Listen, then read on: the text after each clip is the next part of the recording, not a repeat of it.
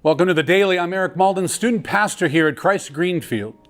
We continue our series on one-liners, starting at chapter 3 of Paul writing to the church, Philippi. This week's one-liner is Philippians 3:7.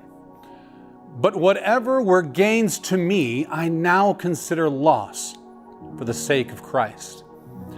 Now, let's back up a second and look at chapter 3, where it begins in Philippians 3:1 through 3. Further, my brothers and sisters, rejoice in the Lord. It is no trouble for me to write the same thing to you again, and it is a safeguard for you. Watch out for those dogs, those evildoers, those mutilators of the flesh.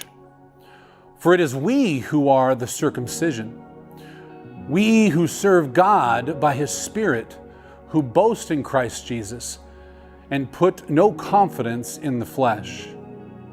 Okay, so what's going on here? I mean, Paul goes from rejoicing, thanking the church in Philippi again, to dogs and mutilation.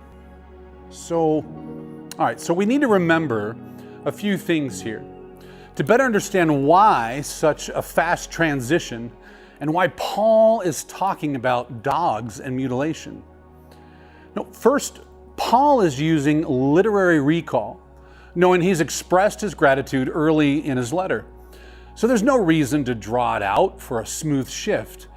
He gets right to it, reminding the Philippians to be careful of the old law, or since Christian is now a thing, followers of Christ, to watch out for the Jews themselves.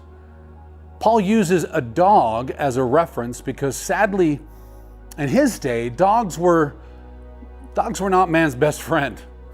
They roamed the streets, eating and devouring the ill and dying. Not really the Fido we know and love today.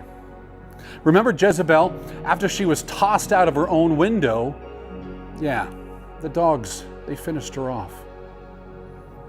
And as for mutilation, Jews still believed in physical circumcision, that it could remove actually the rebellious ways of sin within man.